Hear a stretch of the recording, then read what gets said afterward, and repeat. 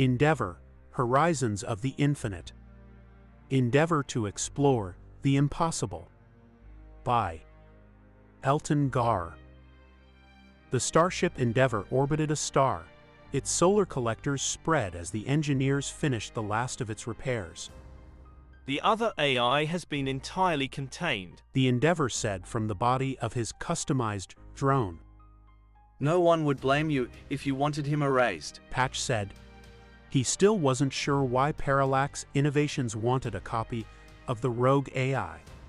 It could be a cover-up since people had been killed, or they wanted to find who had made the AI and hid it on the Endeavor.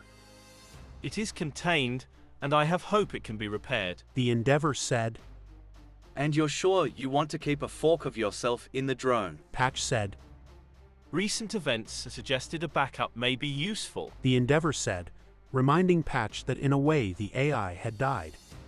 The original had been erased, and the current program was a copy of the backup in the drone. You're going to have a lot of downtime, Patch said. And a great deal to do. It is my intent to understand the crew better. I can also use the off hours to continue upgrades to this drone. Assuming the captain will agree. He already has. He asked if you wanted to work in a specific department or on your own. I had not considered that possibility. I have the knowledge to serve in whatever capacity the crew needs, though I would need to adjust which informational database I use. Storage space is still limited. We can always use an extra engineer, but if your goal is to understand humans better, perhaps it isn't your best option. Before he could answer, the voice of the captain said, A ship of unknown origin has been spotted. We've been ordered to investigate. Please make sure the ship is ready for anything. We're on it. Patch said, and then looking at the drone said, We could use your help in the engine room until you decide on something else. Making contact with an unknown ship was one of the most exciting and dangerous moments for a starship. What tainted it was that Adrian wasn't sure if he should worry about himself or the species they were meeting. Humanity had only recently finished a war of conquest against the Genetic, but the corporations were already pushing for another hostile takeover. But ignoring them wouldn't help. Even if the Endeavor avoided making contact, if the corporations saw a potential profit, they'd just send someone else. The ship looked old and weathered in a way that things in space weren't supposed to weather. But even if it was just worn down by space dust, everything aged eventually. He was about to dismiss it as nothing more than an abandoned relic that they could, hopefully, salvage when Mick said, The energy signatures on that ship are off the charts. Adrian brought up the scans on his personal monitor, and what he saw was distressing. The energy signatures dropped to almost nothing, then would spike to a dozen times what the Endeavor could output. It would require a full-sized habitat for a generator that made that much power. Bring up the communications. I want to talk to them, Adrian said. If its weapons were anywhere near as efficient as the Endeavor's weapons, it would burn through their energy shields in seconds. The alien who answered the hail was humanoid, hunched over and dressed in rags, and covered with small bits of metal, tools, and other things that might be useful. Its long, thin fingers had sharp nails, and its ears were long and pointed. The room it was in had a fluid, almost biological design, with every surface rounded and covered in bits and baubles, but there was no one else visible. This is Captain Adrian Watt, from the Commonwealth ship the Endeavor. Are you the captain of this vessel? The man grinned and said, There is no captain, but I'm the one with the radio. Adrian glanced over at Tabitha, who shrugged, and he said, We saw your ship and wanted to meet your people. My people are long, long dead. Only I remain of them. The alien said. So, you're the only one on the ship. The color of the creature's face shifted, and it said, Many people are on this ship. Far more than you could understand. I can explain much, but information is not free. What form of currency do you use? Ship's parts are the most common form of barter. Weapons can be accepted, and food has value if it is unique. Anything that old would need repairs, and getting the parts would almost certainly include barter. I believe we have some spare parts. How would we bring them to you? The shuttle bay is contested ground, but there is no genuine danger to your crew. Once you have passed through the doorway, you will follow the path to communications. The radio glitched and then cut into static, and Adrian said, He is odd, but he has information. I will prepare a team. Tabitha said. Adrian wanted to argue that he should go, but she was the logical choice. Not only because if he died it would be bad for ship's morale, but because Tabitha was far more capable in a fight than he was. Take Mick and the Endeavor's drone if you think you can trust it, the captain said. He glanced up at the ship's security camera as he said it. They were all trying to pretend that they trusted the Endeavor, and Adrian did, mostly. But they had to be pragmatic, too. I will need a pilot, Tabitha said. Regan stood up, and Tabitha looked at the captain, then back at her and said, That ship is dangerous. If we get into a fight, it's more important the Endeavor have a pilot. Regan looked disappointed, but Adrian relaxed. She'd get over it, and being alive was more important than the 5 minutes of flight time she would log. As she walked out, the captain said, We're not on a time crunch here. Look around and then come back. Don't risk your life to give the corporations a technological advantage. He then paused a half a second and said, Besides, there's no evidence that there is genetic technology there. The shuttle bounced as Logan landed it. There was nothing technically wrong with a faster landing. The shuttle was more than sturdy enough to land hard, and she had told him to go fast. It still put Tabitha on edge. The drone should have stepped out first, but it had faced its own mortality only a week ago, when a hostile AI had temporarily replaced it. So she let Mick go first, and she followed it along with the robot. As she stepped out, she immediately became confused. The ship was roughly 2/3 the size of the Endeavor, but the shuttle bay was 5 times the size of the Endeavor's bay. That would make it almost 1/3 of the interior of the ship, and it was filled with the most random assortment of ships she had ever seen. Some of them looked as old as the ship, others hobbled together, and a few near the entrance looked as if they used rocket propulsion. She had barely started towards the main entrance when 4 aliens appeared. They were tall and thin with knives at their belts and cobbled together weapons. The tallest of the 4 began to whistle and click. The translator began to beep, telling her it was working, but the aliens were agitated and began to gesture with their weapons. If they were humans, Tabitha might have attempted to disarm them. She trusted Mick in a fight, and the drone was stronger than anyone who was biological. But she didn't know the capabilities or demeanor of these aliens. Better to give the translator time. So, she allowed herself to be led in the same direction she planned to go. As they walked, they moved like an army unit, one hiding behind cover while the rest moved forward. Tabitha tried her best to look calm as she walked, but she also kept the Endeavor just behind her as a form of walking cover. Then the Endeavor's drone said, There is another group approaching. Tabitha couldn't see anything, but she didn't have nearly the range of vision the Endeavor did, so she shouted a warning that should get the message across with a tone. Hopefully, that would be enough to convince them she wasn't their enemy. Whether it was being startled by the sudden noise or recognizing that someone was coming, the 4 all took cover behind a large boxy shuttle. A few steps behind them, Mick and Tabitha moved into more defensible positions behind the leg of one of the ships. That left only the Endeavor's drone in the open. Don't shoot, Tabitha said, but she drew her own sidearm as well. Not getting involved in a fight they didn't understand wasn't the same thing as allowing themselves to be killed. While they were doing that, the Endeavor said. The second group has 6 members. They have given up any advantage of number in a reckless attack.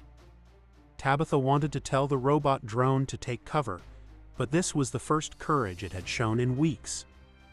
Then an alien with her was shot. A bullet struck him in the chest. But rather than fall to the ground in pain, he drew his dagger and rushed the enemies. It was the correct strategy if you knew you were going to die, but very few people accepted that death fast enough to make their last minutes useful. She didn't see the fight, but the other aliens shot less, suggesting one or more of them was out of the fight. A few more seconds passed, and then the fight came to an end. 2 of the aliens that had captured them were dead, 1 badly injured, and the last had his gun pointed at a different species of alien. Tabitha considered just leaving, but if she was going to get information, it would be easier from the crew of the ship. So she checked on the nearest of the dead aliens. It had been shot twice and wasn't breathing. Then, as she was looking at it, the wound closed and the creature took a deep, gasping breath. Suddenly, the ship became much more interesting to Tabitha, and more importantly, helix dynamics. If these aliens could heal from wounds that would have killed any human, their genetics could be what Helix had been searching for since its founding. A biological fountain of youth. As the others climbed to their feet, Tabitha asked, What is going on? The translator began to make clicks and whistles in an attempt to translate. The alien snapped its head towards her. You know our language, the alien said. The translator was still slow, but it was working. Our tools are learning it. How are you and your enemies alive? The ship does not allow us to die. The alien said. As it was speaking, her communicator beeped and the captain's voice said, We just got another major power spike. There is an advanced medical technology on this ship. The spikes are likely it using that technology, Tabitha said, working it out as she said it. Okay. Return to the ship, and we'll decide what to do next. The captain said.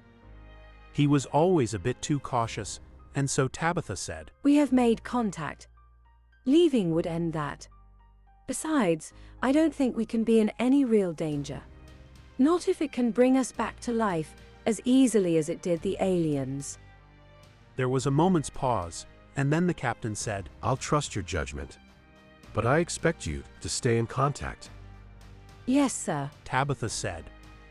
We must secure our captive. The alien said, and they started moving towards the main entrance. Tabitha followed. As they went, she said, Is this your ship? No. It entered our star system many years ago. Our people launched 23 ships to investigate. Something about that struck Tabitha, and she said, Your people didn't have faster than light travel. We believed it to be impossible until the ship arrived. That helped explain why they were here, and why the translator surprised them. So she continued, And the people you are fighting? They arrived after us, but there were others who were here before us as well. Do you know anything else? Only that the ship is too big. the alien said, as they stepped out of the room and into a hallway that extended much further in every direction than the length of the ship. This isn't right. Mick said. We spent some time in a pocket dimension only a month ago. The Endeavor said. Not one that could move. But I agree with your point. Is it possible that the two are connected? Tabitha asked. It is difficult to say. But space is large, so the odds are literally astronomical. The Endeavor said. As they went, Tabitha looked for directions to the communication room. There were a series of colored lines along the wall that likely led somewhere, but the words written were in an odd alien language. She lost track of where they led her, and she suspected that was the point, but the Endeavor would remember. And it quickly became clear that the interior of this ship was many times the size of the Endeavor. The alien's base was a massive oval room. Along the edge were dozens of glass doors.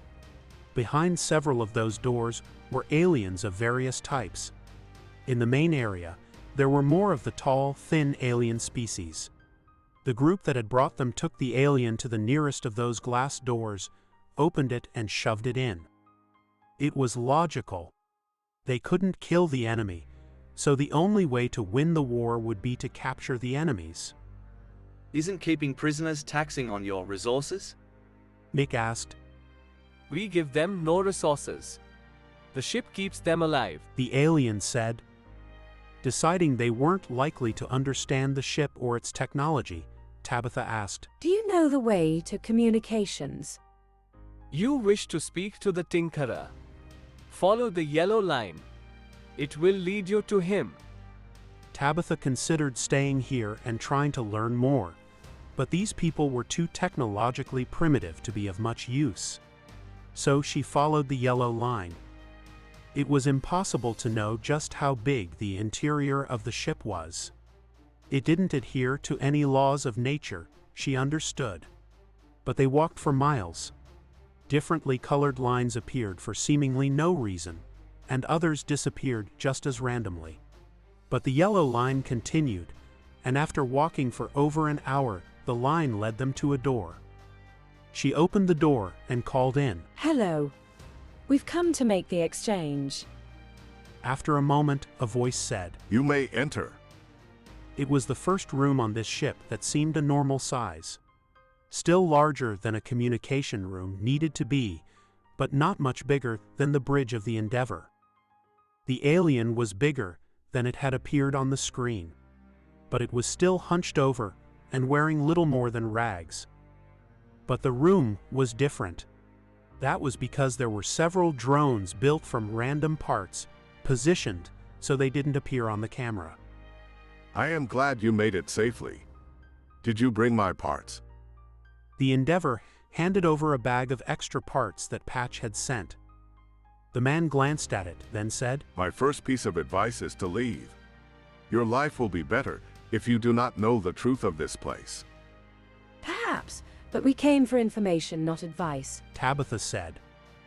The creature bobbed side to side in a movement pattern that made Tabitha nervous and then said, Then ask questions. That seemed fair enough, and it would protect its secrets because they could only ask about things they knew. What is the power source of this ship? Tabitha asked. If the power spikes were correct, it would be the key to all the other technology. The creature looked through the bag, picked out a part and held it up, then waited. Tabitha said. Agreed. It moved the piece from the bag to a box, and then said, The engines are not as advanced as you may believe. They are simply much larger than you might assume. Tabitha felt stupid. They already knew the interior of this place was massive. So she should have worked it out. The shipbuilders had simply made far bigger generators than would have fit in a smaller ship. And how did they make the interior so much larger? It pulled out a small bag of washers. She had assumed that wouldn't be worth much, but it held it up and she said, Fair. It smiled and said, This is a Penic warship, built 50,000 years ago during the last galactic war. But it was their masters, the Nexari, who had the power to bend the laws of the universe to their will. Tabitha didn't know what any of that meant, but the Endeavor's drone began to make a high-pitched noise and then said, This information is classified. All discussion of the Nexari and their client races is forbidden. It seems your people have heard of them. The alien said, and leaned back in his chair as Tabitha tried to take in what she had just discovered. Author's note. If you haven't read or listened to the Scout of the Endless Frontier stories, this might be the time. I will write these stories so that they'll make sense without the information from that series. But besides it being an excellent series, it explores some ideas this story will touch on. For those of you who have read it, I am looking forward to being able to get deeper into the lore of this part of the universe in this story. And if you want to continue to learn about the universe and the characters of the Endeavor, then you can get the next episode on my Patreon at www.patreon.com patreon.com/Elton or sign up for my newsletter at eltongar.com. Thank you. Elton Gar.